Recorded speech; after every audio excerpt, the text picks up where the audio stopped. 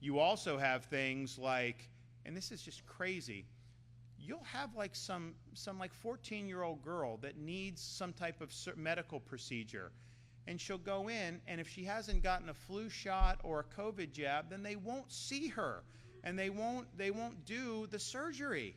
And I'm thinking to myself, how insane is that?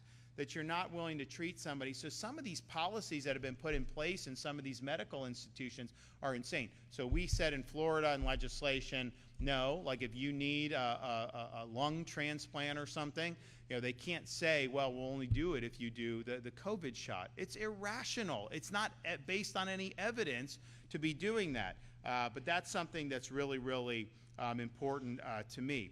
So we've done a lot over the years to really, I think, be on the right side of fighting against the hysteria. The reality is people, these elites, they just lost their way.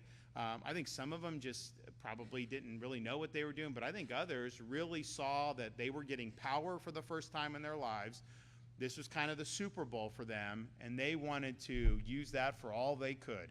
And they really abused their positions of trust that so many had placed into them. And I think the credibility of so many of these institutions and so many of these, it's done.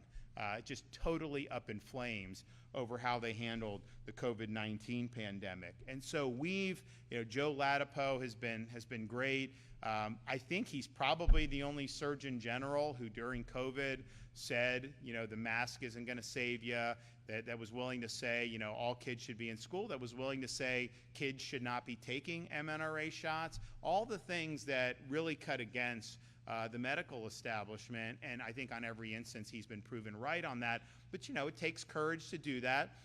There's a lot of professional blowback that happens when you stand up and do what's right.